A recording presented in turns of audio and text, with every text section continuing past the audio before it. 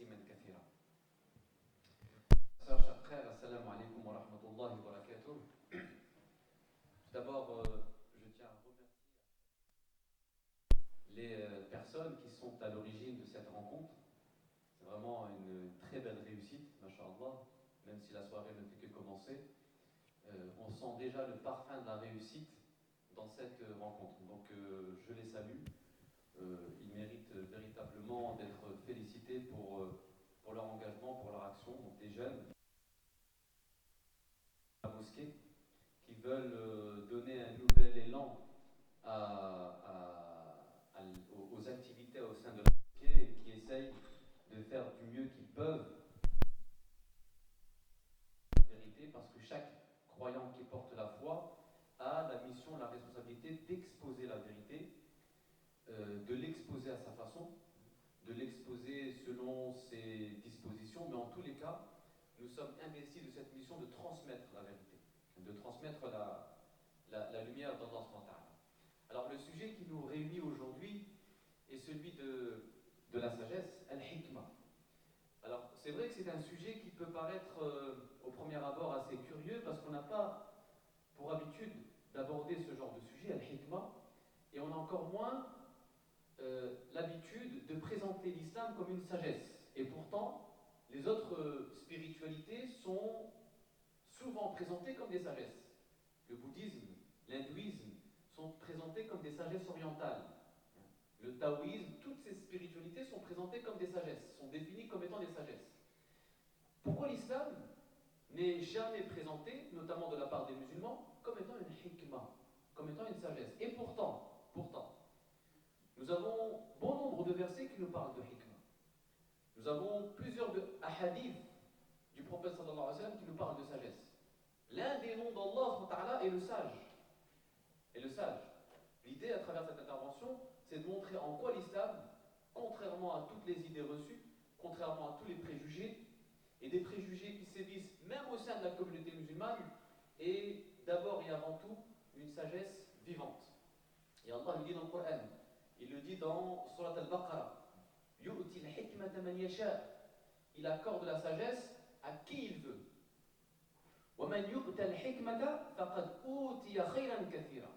Et celui qui a été doté de sagesse a acquis un bien immense. Vous voyez ce que dit ici Allah?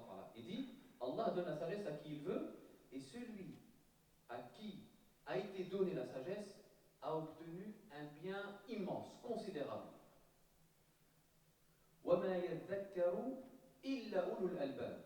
Mais ne se souviennent, ne se remémorent de ceci que ceux qui sont doués d'intelligence pénétrante, d'intelligence profonde. Ulul albab.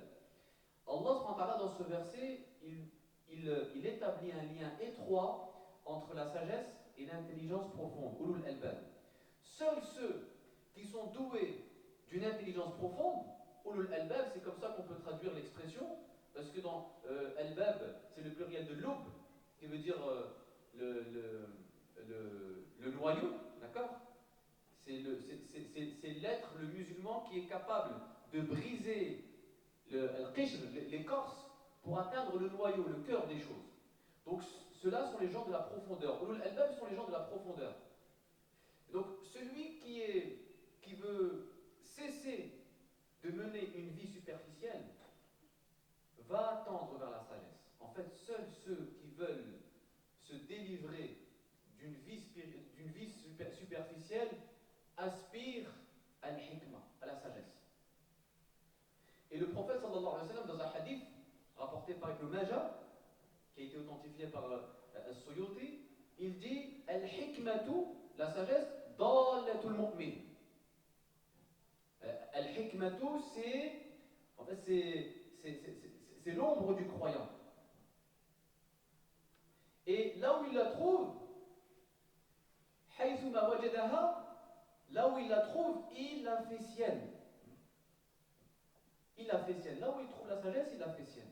Donc on a un verset, on a un hadith du prophète sallam qui nous montre l'importance et l'intérêt pour le croyant de tendre vers la sagesse. Seulement on vit dans une époque, dans une société qui n'accorde aucune place à la hikmah. Parce qu'on a défini d'autres critères de réussite. Parce que les gens sont tournés vers autre chose que vers la sagesse. Parce que la valeur, la valeur d'une chose a été située sur le plan matériel et non plus sur le plan spirituel. Qui aujourd'hui aspire à devenir sage?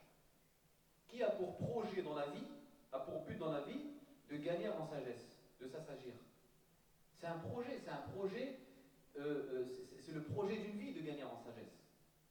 Et Allah subhanahu wa ta'ala nous invite à travers ce verset à tendre vers ce bien immense. Mais les gens sont tellement aveuglés par les choses de la vie qu'ils ne mesurent même pas la valeur et le caractère précieux de la hikmah. Ce qui les intéresse, c'est de gagner en richesse matérielle, c'est de gagner en pouvoir, en reconnaissance, en célébrité, toutes ces choses superficielles. Et ça, c'est le fait de tendre vers ces choses frivoles témoigne d'une intelligence superficielle, parce qu'un être intelligent ne tend pas vers ces choses-là. Un être intelligent, doté d'une intelligence profonde et pénétrante, va tout faire pour tendre vers la sagesse, vers al-hikmah. Pourquoi? Parce qu'en étant sage, en faisant preuve de sagesse, je deviens le miroir du sage par excellence, qui est Allah subhanahu wa ta'ala.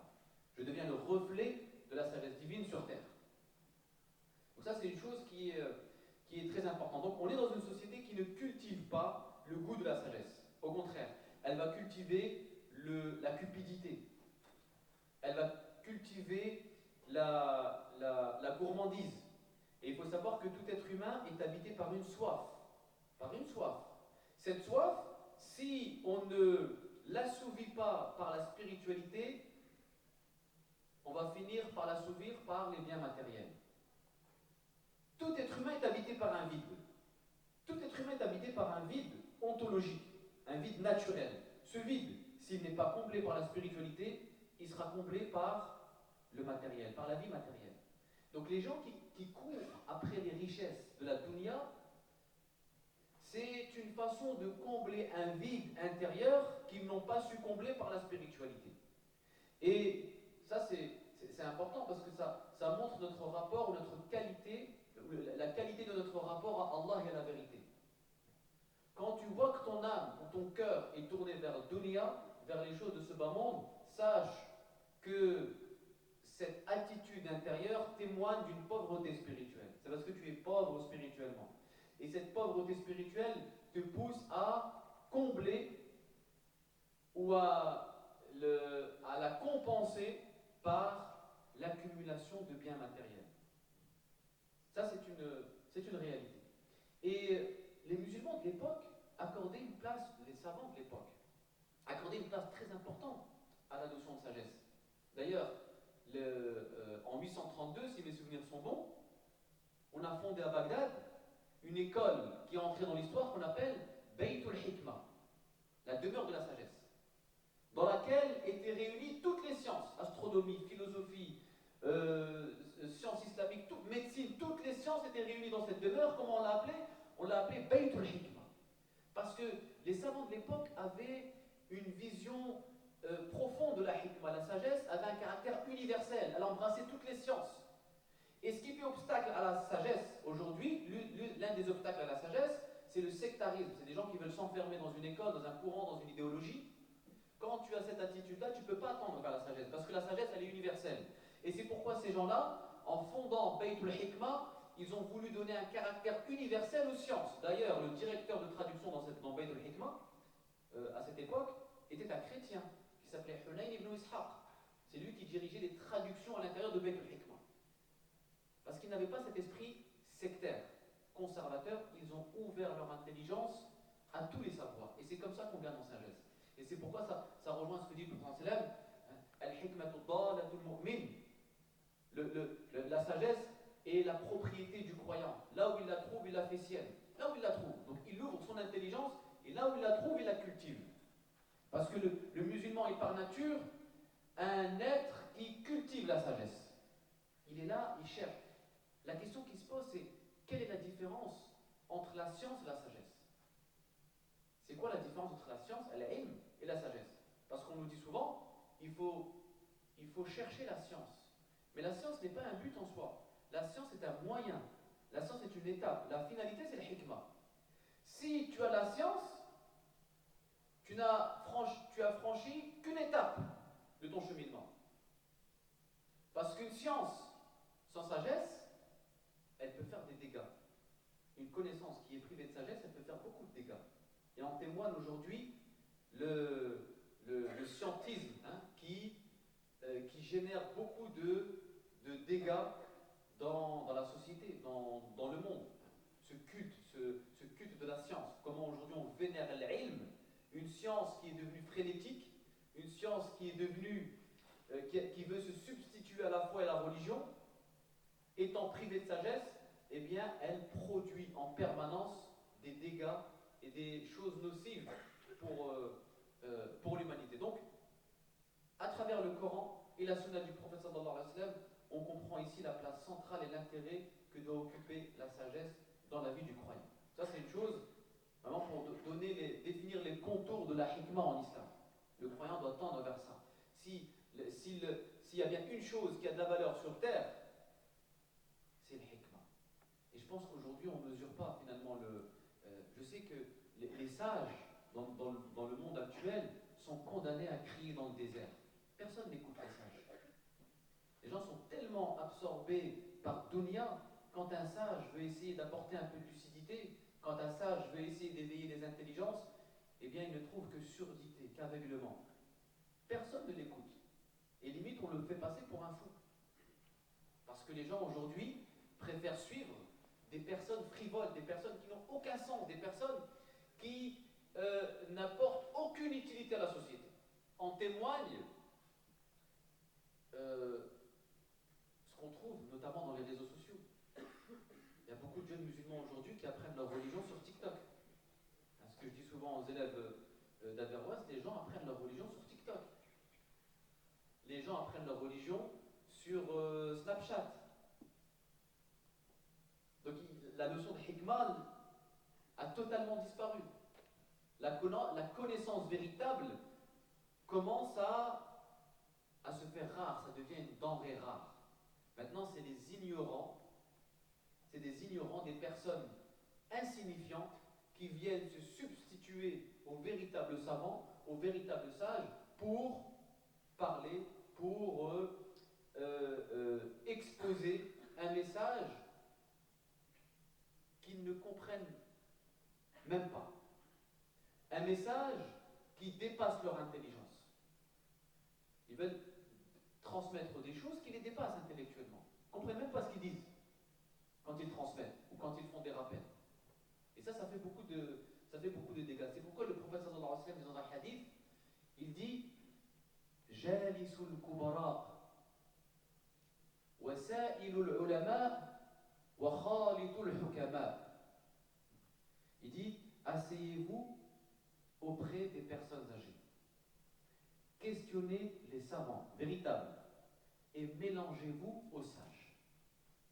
Voilà la fréquentation du croyant. Le croyant, c'est un être qui fréquente les personnes âgées, qui questionne les savants et qui côtoie les sages. C'est comme ça qu'il s'éduque, c'est comme ça qu'il évolue, c'est comme ça qu'il construit sa personnalité.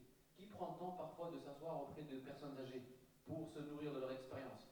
Qui prend le temps d'aller se ressourcer intellectuellement auprès des savants, des ulama, des shuyukh? Qui prend le temps d'aller tirer profit des sages? Parce qu'il en existe des sages. Les sages sont certes très discrets, mais celui qui cherche la sagesse et celui qui invoque Allah pour gagner en sagesse, Allah mettra sur son chemin des gens sages.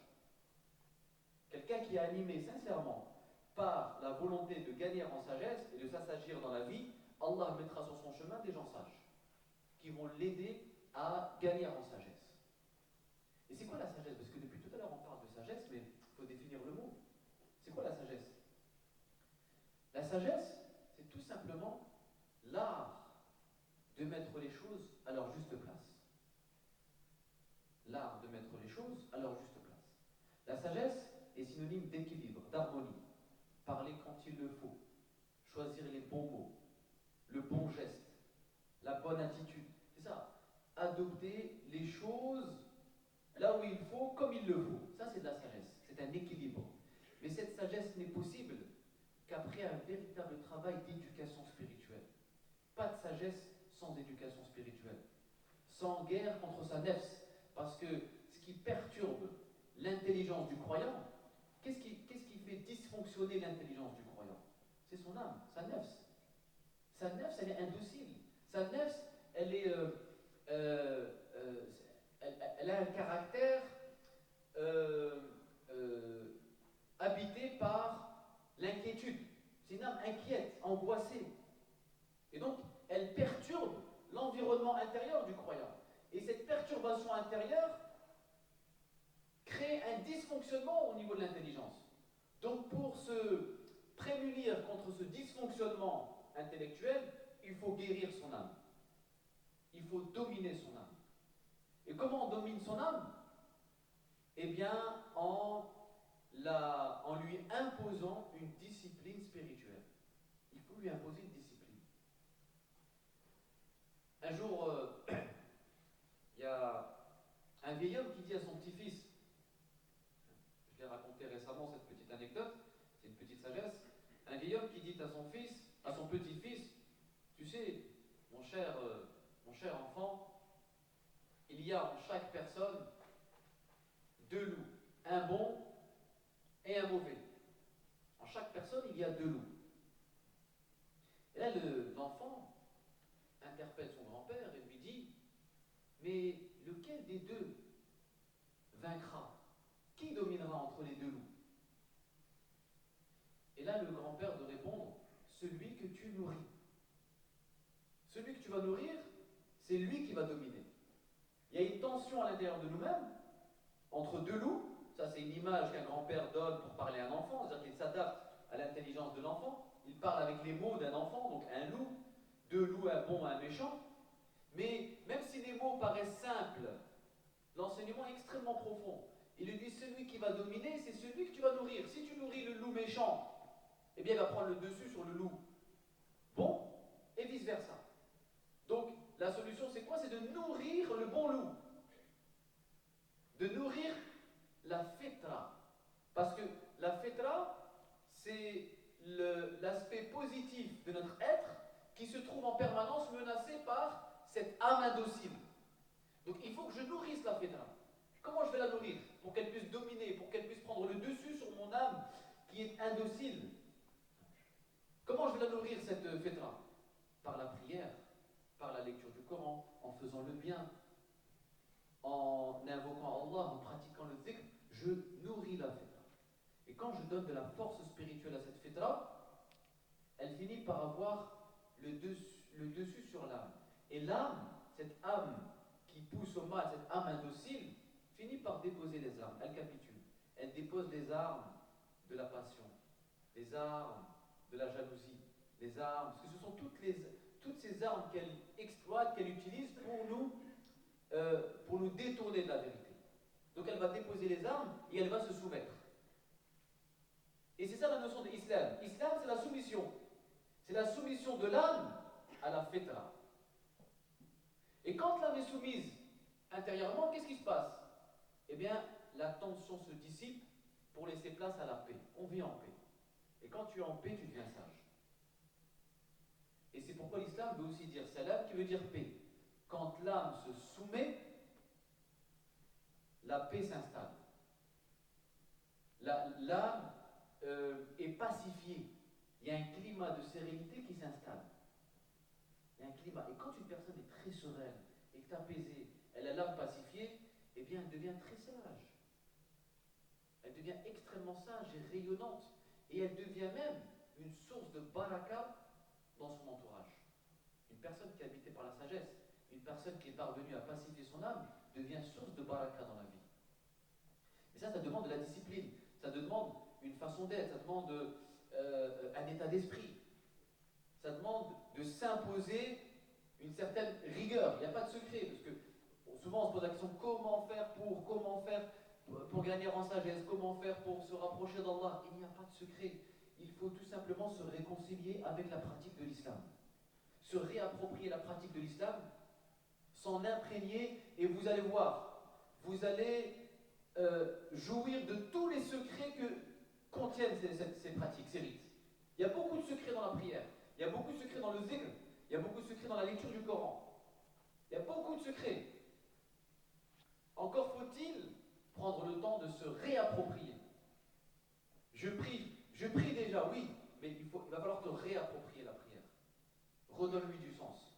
Et tu verras, tu vas goûter à certains secrets de la prière, à certains secrets du dhikr, qui sont inexprimables par la langue. Les effets spirituels de la prière et du dhikr et de la lecture du Coran sont tellement profonds, tellement forts, que les mots ou le langage humain est trop limité pour pouvoir les exprimer. Trop limité pour pouvoir les exprimer. Donc là, ça demande de revisiter. La solution, elle est là. Revisiter nos pratiques. De repartir à la découverte de la prière. De repartir à la découverte du zikr, du souvenir d'Allah. Et c'est ça qui va nous permettre de gagner en sagesse, de gagner en lucidité, de gagner en intelligence profonde. Quand on parle d'intelligence, attention, il y a l'aspect mental, il y a l'aspect spirituel. Parce qu'on peut trouver quelqu'un de très habile mentalement. Très habile. Là, il va te résoudre des équations en 2-3 minutes. Mais être habile mentalement ne veut pas dire être intelligent spirituellement. Ce sont deux choses différentes qu'on confond. On peut être très habile mentalement et à côté de la plaque spirituellement. On peut être très fort aux échecs et être creux spirituellement. Donc l'intelligence, c'est bien plus qu'une réflexion mentale. La réflexion mentale, c'est une partie. Mais on ne peut pas réduire l'intelligence à la réflexion mentale. Parce qu'à la réflexion mentale, il faut ajouter ce qu'on appelle la gnose, c'est-à-dire la connaissance du cœur. Et la connaissance du cœur, elle n'est possible que par l'éducation spirituelle. C'est pourquoi les mystiques musulmans, notamment Abu Hamid al-Ghazali dans Ihya Ulumuddin, parlent d'une chose, un mot qui est très important, qui est ad-zawq, le goût. Et pour lui, la connaissance, c'est le goût. C'est-à-dire, ne connaît que celui qui a goûté. Il ne suffit pas de savoir, il ne suffit pas d'avoir des informations mentales dans le cerveau. Il faut goûter, il faut réaliser ce que tu sais. Et ça, c'est une pédagogie divine.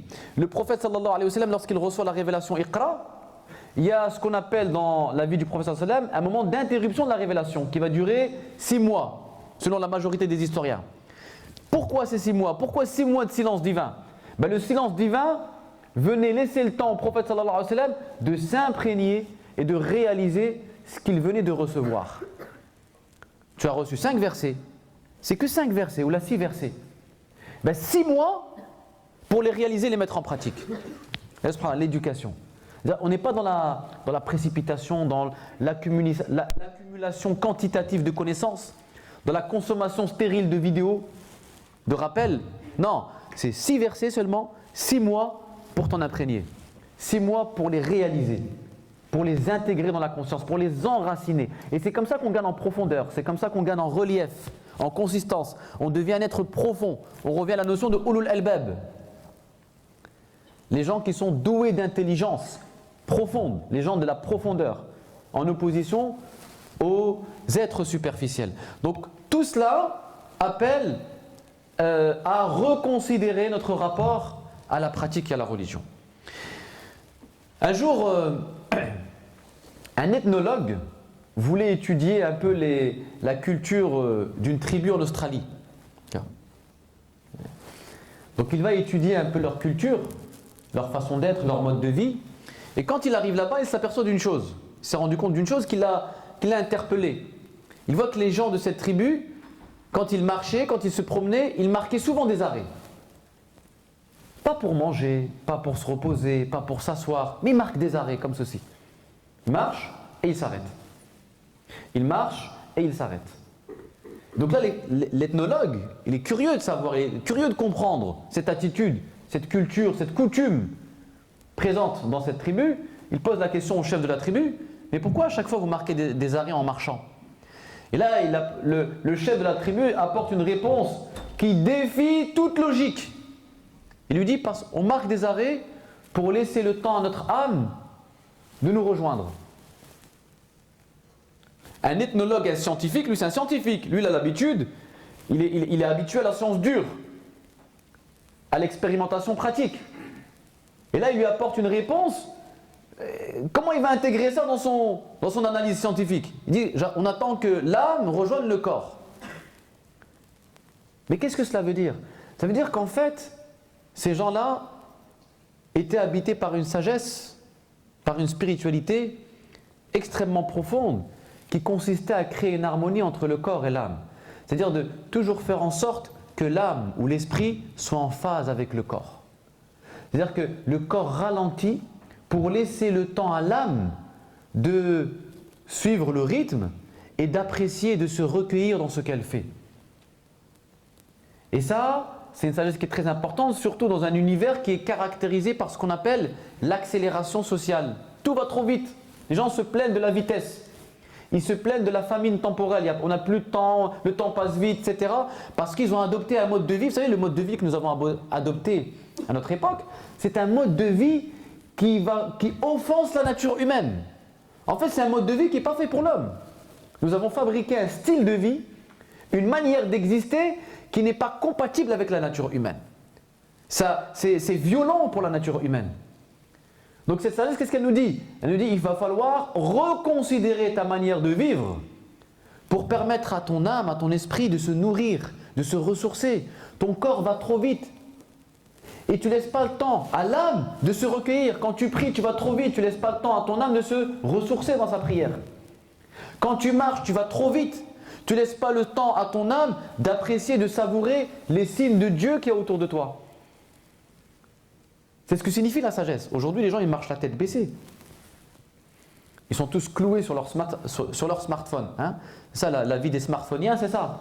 Ils ne savent plus lever la tête, ils ne savent plus apprécier les choses, ils ne savent plus s'imprégner de la beauté vibrante qu'il y a autour d'eux. Ils ne savent plus faire ça. Ils ont adopté encore une fois une façon d'être qui est nuisible et qui ne permet aucune vie spirituelle. On ne peut pas vivre spirituellement dans ces conditions. Celui qui veut mener une vie spirituelle, celui qui dit « moi je veux me recentrer sur la vérité, sur Allah », il doit revisiter il doit reconsidérer ou reparamétrer son mode d'existence. Il va falloir apporter de nouvelles configurations parce que ce n'est pas possible. Celui qui est habité par des aspirations spirituelles, qui veut s'élever, qui veut véritablement s'élever, qui ne veut pas se contenter d'une pratique ritualiste, inerte, mimétique. C'est vrai que la majorité est comme ça. C'est la religion devenue, comme on dit, tradition, coutume. On pratique par mimétisme culturel, mimétisme social, mais il n'y a plus de quête, il n'y a plus d'aspiration. Les gens ne sont plus habités par la volonté de s'élever. Les gens ont cessé de devenir des pèlerins. Le musulman, c'est un éternel pèlerin. Et il n'est pas pèlerin que quand il fait le hajj. Il est pèlerin tout au long de sa vie. Un pèlerin, c'est quelqu'un qui est en quête de vérité, qui est en voyage. Il vit cette vie comme un voyageur. Il vit cette vie comme un aventurier de la vérité. Et ça, c'est une chose qui est très importante. Et c'est ce que nous enseigne l'islam. Et c'est ça la notion de sagesse. Donc c'est quelqu'un qui veut vraiment tendre vers la sagesse. Et une fois qu'il met la main sur la sagesse, il a acquis le meilleur trésor que contient la terre.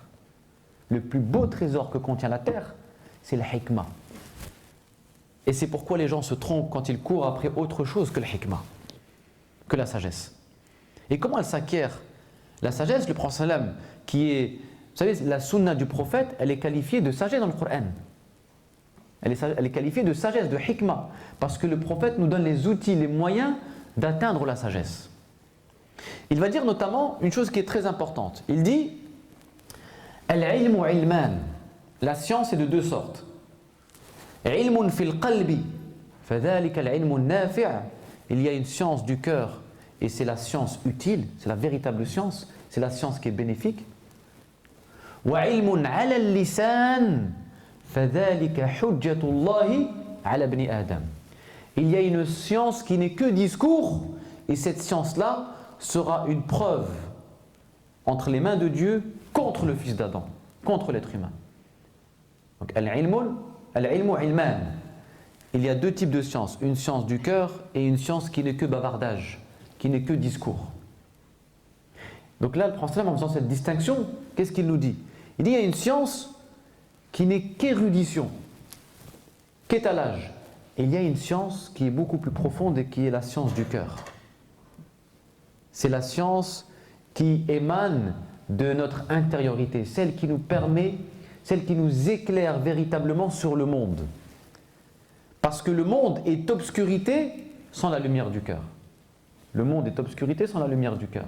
Abu Hamid al-Ghazali, dans son livre, toujours dans ce même livre, Ihya Ulumuddin, il a un très beau chapitre qui s'appelle Ajaib al-Qalb, les merveilles du cœur. Dans ce chapitre, il nous donne un très bel exemple, une belle image. Il nous dit, si vous mettez une personne dans une pièce sombre, obscure, il n'y a pas de lumière, même s'il a une très bonne vue, il ne va pas voir grand-chose dans cette pièce. Parce qu'il a besoin d'une lumière extérieure. Il a besoin d'une lumière qui vient éclairer la pièce. Même s'il voit bien, dans l'obscurité, il ne verra pas grand-chose. Il a besoin de cette lumière qui vient éclairer la pièce. Eh bien, il dit, la vie ressemble à c'est une grande pièce obscure. Même si tu as une bonne vue, sans la lumière du cœur, tu ne parviendras pas à trouver ton chemin. Tu ne parviendras pas à trouver ton chemin s'il n'y a pas la lumière du cœur. Tu as beau avoir une très bonne vue, si tu n'as pas la lumière du cœur, tu vas difficilement te repérer sur le chemin de la vérité. Et tu seras systématiquement en proie à l'égarement. Parce que tu n'as pas éveillé cette lanterne intérieure, cette lumière intérieure, cette sensibilité intérieure. En fait, le cœur, il a une sensibilité. Et il faut l'éveiller. Quand je prie, j'éveille cette sensibilité, je la nourris. Le cœur devient très sensible à la vérité. C'est-à-dire, le cœur, il est naturellement sensible à la vérité. Il attire la vérité. Le cœur, c'est comme un aimant. Sauf que, qu'est-ce qui empêche le cœur d'attirer la vérité?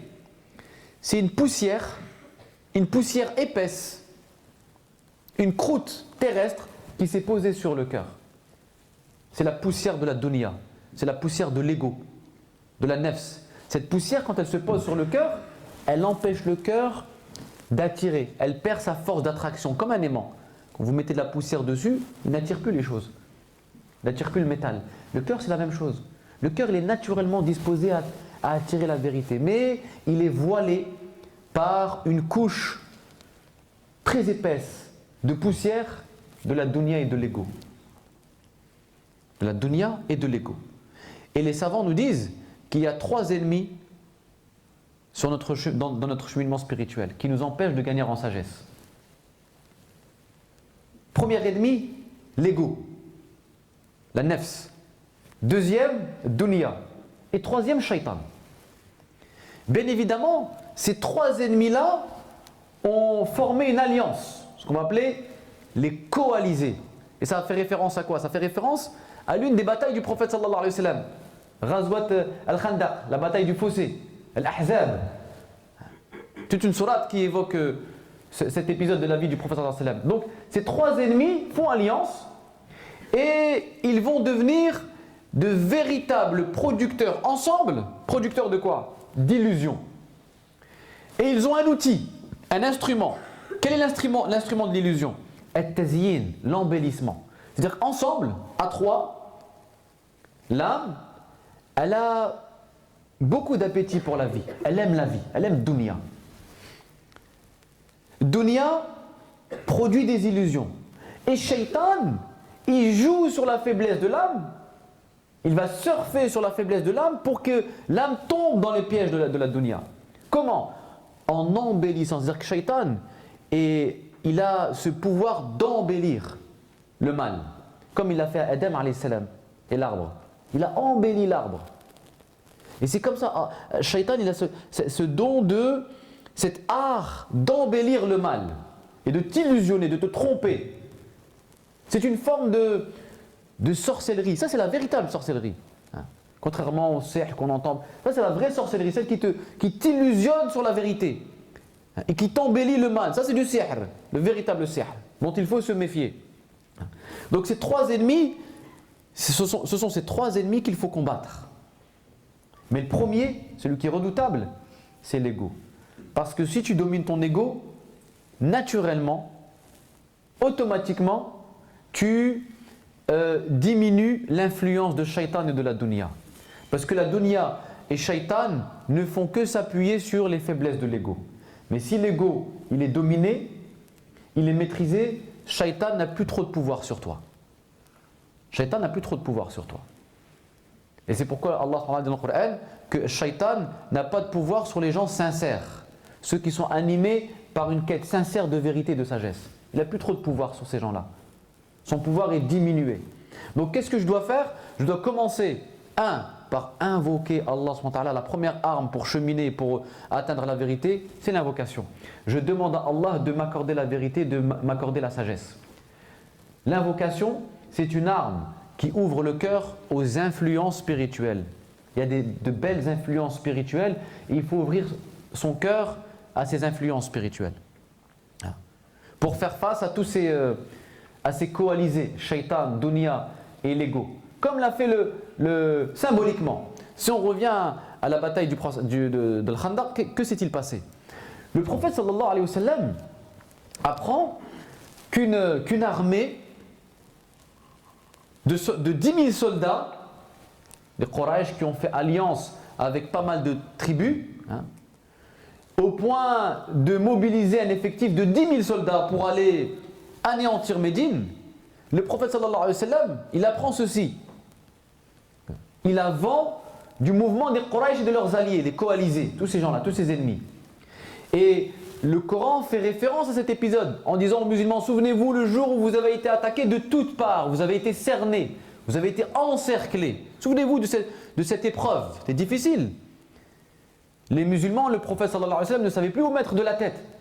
10 000 soldats qui sont venus cerner Médine. Et heureusement, il y avait un compagnon du prophète sallallahu alayhi wa sallam que vous connaissez, qui s'appelle Salman al-Farisi. Salman al-Farisi va proposer une stratégie au prophète sallallahu alayhi wa sallam exceptionnelle pour faire face à au mouvement des Quraysh. Et Salman al-Farisi, comme vous le savez, c'est un Perse. Il va apporter une stratégie, une idée qui ne participait pas de la culture arabe, de la culture perse. Et c'est encore là une preuve de sagesse de la part du prophète sallallahu alayhi wa sallam qui s'ouvre aux autres. Il aurait pu dire, non Salman, ton idée là, ta stratégie, elle ne vient pas de chez nous. On ne l'apprend pas. Elle n'est pas arabe, c'est perse. Et les Perses, c'est quoi? Ce sont des idolâtres. Donc nous, on ne prend pas des choses qui viennent des idolâtres. On ne partage pas le même système de croyance. Donc tout ce qui vient des idolâtres, on ne prend pas. Il aurait pu dire ça, le prophète sallallahu alayhi wa sallam. Mais le prophète nous rappelle, rappelez-vous, que la sagesse, c'est la propriété du croyant. Là où il la trouve, il la prend. Ce que tu dis à Salman, c'est très sage. Ça vient des Perses, mais la sagesse est universelle. Elle n'a pas de nation. Elle n'a pas de tribu, elle n'a pas de couleur. Donc je prends, on intègre. Et ils vont mettre en place cette stratégie. Laquelle? Creuser un fossé. Tout simplement. C'était inconnu chez les Arabes à l'époque. Il nous reste une semaine, nous avons une semaine devant nous pour creuser le fossé. Ils vont creuser le fossé, le prophète sallallahu alayhi wa sallam mobilise. Donc il va constituer des groupes de 10 compagnons. Chaque groupe de compagnons était chargé de creuser un certain périmètre. Et alhamdoulilah, ils ont pu le creuser en temps et en heure. Quand les Quraysh arrivent, ils sont surpris par la stratégie. Ils ne s'y attendaient pas à cela. Donc le fossé les a contraints de camper. Il n'y avait pas d'autre choix, ils ne pouvaient pas traverser le fossé. De camper. Et puis bon, je passe les détails. Avec le temps, et puis avec la manifestation d'Allah subhanahu wa ta'ala, avec le vent, le froid, les jours passés, ils n'avaient plus de provisions, ils étaient contraints de retourner à la Mecque. Alhamdulillah. Ils sont sortis sains et saufs de cette épreuve, qui aurait pu être fatale pour la communauté musulmane. Et Allah vient parler de ce moment, de cet épisode, des coalisés et du fossé, dans Surat al-Ahzab. Et c'est dans cette sourate que l'on retrouve le fameux verset qui nous rappelle l'exemplarité du prophète sallallahu alayhi wa sallam. لَقَدْ كَانَ لَكُمْ فِي رَسُولِ اللَّهِ أُسْوَةٌ حَسَنَةٌ لِمَنْ كَانَ يَرْجُو اللَّهَ وَالْيَوْمَ الْآخِرَ وَذَكَرَ اللَّهَ كَثِيرًا. Vous avez dans l'envoyé de Dieu un exemple parfait, une illustration parfaite de la sagesse. Pour qui? Pour celui qui aspire à Dieu et au jour du jugement dernier et qui évoque Allah avec abondance. Et ce verset, il a été révélé au moment de cette épreuve. Qu'est-ce que ça veut dire symboliquement? Ça veut dire que le croyant, chaque fois qu'il se sent cerné par des ennemis, qu'ils soient physiques ou subtils, les ennemis physiques, comme les Quraysh, ou des ennemis subtils, la dunya et ses illusions. Quand nous sommes assaillis de toutes parts par la mode de ce côté, la consommation par ici, les réseaux sociaux, Internet, etc. On est cerné par des illusions. Qu'est-ce qu'il faut faire? Eh bien, il faut adopter la stratégie de Salman al-Farisi. Creuser un fossé dans sa vie, prendre du recul et renouer avec l'exemplarité du prophète sallallahu alayhi wa sallam. Laqad kana lakum fi rasulillahi uswatun hasana. Vous voyez comment on comprend bien le verset ici? Comment l'enseignement qu'on tire de ce verset, de cet épisode. Chaque fois que je me sens cerné par la dunya et j'ai l'impression de m'appauvrir spirituellement, j'ai l'impression de faiblir, de me détourner de la vérité, je creuse un fossé. Ça veut dire quoi, creuser un fossé? Eh bien, s'accorder, ponctuer sa vie de moments de retraite spirituelle. Je me déconnecte. Je me déconnecte et j'essaye de me recentrer, de renouer avec l'essentiel. C'est pourquoi le prophète sallallahu alayhi wa sallam va dire, dans un hadith, il dit Al-hikmatu ashratu ajza'. La sagesse a 10 parties. La sagesse, elle a 10 parties, 10 portes d'entrée. Tis'atun minha fil 'uzlati wa wahidun fis samti. 9 d'entre elles est conférée par la solitude et une par le silence. Voici 2 clés qui permettent d'atteindre la sagesse, la solitude et le silence. Savoir se retirer et savoir observer le silence. Parce que le silence, c'est un indice de la sagesse. Parce que plus on gagne en sagesse, moins on éprouve le besoin de parler. Moins on éprouve le besoin de parler. Moins notre langue s'agite. C'est l'agitation de la langue. Une des choses, un des fléaux qui nous détourne la sagesse, l'agitation de la langue. Une langue qui parle beaucoup, une langue qui n'est pas maîtrisée, contrôlée. Et ça empêche l'accès à la sagesse. Donc, creuser un fossé dans sa vie, pour éviter que les choses de la dunya m'atteignent, je dois rester imperméable aux choses de la vie, de la dunya, imperméable. Ça ne doit pas me toucher, parce que j'ai creusé un fossé. Ce fossé, je peux le creuser avec... Écoutez bien comment je peux creuser ce fossé. Si à l'époque du prophète sallallahu alayhi wa sallam, ils l'ont creusé avec la pelle, nous aujourd'hui on va creuser le fossé avec la pelle de la langue, al-dhikr, avec la pelle du dhikr. Chaque fois que je dis subhanallah, astaghfirullah, la ilaha illallah, que je prie sur le prophète sallallahu alayhi wa sallam, je creuse un fossé. Et je tiens la vie à distance. La vie ne peut plus m'atteindre, ne peut plus me toucher. Je deviens imperméable. Le dhikr ouvre l'intelligence, ouvre la conscience à la vérité. Le dhikr ouvre le cœur à la grâce d'Allah subhanahu wa ta'ala. Ouvre le cœur à la sagesse d'Allah subhanahu wa ta'ala. Et ça, c'est une chose qui est très très importante. Donc, des moments de solitude, mais la solitude ne veut pas dire devenir associable. Non, c'est s'accorder des moments, quelques moments dans sa vie où je vais me retirer un peu, je vais me déconnecter, je vais me ressourcer, je vais revisiter mes pratiques, je vais redécouvrir ma prière, je vais attacher ma langue au zikr et à l'évocation d'Allah subhanahu wa ta'ala. Et je renoue avec l'exemplarité du prophète sallallahu alayhi wa sallam. Je repars à la découverte de mon exemple par excellence. C'est pourquoi le verset, je vais terminer par ça, il dit bien لَقَدْ كَانَ لَكُمْ فِي رَسُولِ اللَّهِ أُسْوَةٌ حَسَنَةٌ لِمَنْ كَانَ يَرْجُو اللَّهَ وَالْيَوْمَ الْآخِرَ. Il dit, dans l'envoyé de Dieu, il y a un bel exemple, un exemple parfait, mais pas pour n'importe qui. Précise le Coran, il dit لِمَنْ كَانَ يَرْجُو اللَّهَ وَالْيَوْمَ الْآخِرَ وَذَكَرَ اللَّهَ كَثِيرًا. Pour celui qui aspire à Dieu, qui craint le jugement dernier et qui évoque Allah subhanahu wa ta'ala. Pourquoi cette précision?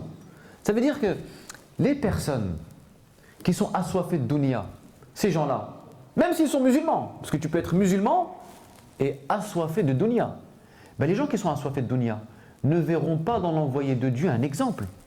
Parce que les assoiffés de dunya, ils ont d'autres exemples que le prophète. Ils ont des stars, des youtubeurs, des tiktokers, des ceci, des cela, la mode, le matériel, c'est ça leur repère, leur exemple. Donc ces gens-là ne vont pas porter beaucoup d'intérêt au prophète sallallahu alayhi wa sallam. Parce que le prophète les appelle à se détacher de la vie. Lui, il est attaché à la vie. Donc il n'a pas intérêt à suivre le prophète sallallahu alayhi wa sallam. Par contre, celui qui a un intérêt pour l'autre monde, qui a un intérêt pour la hikmah, il va trouver de l'intérêt à suivre le prophète sallallahu alayhi wa sallam et à voir chez le prophète un exemple parfait. Dis-moi qui sont tes repères, quels sont tes repères, et je te dirai quelle est la qualité de ton rapport à la vie. Wallahu a'lam wa ala wa ahkam wa sallallahu ala sayyidina Muhammad wa ala alihi wa sahbihi wa sallim tasliman kathira. Wa fik.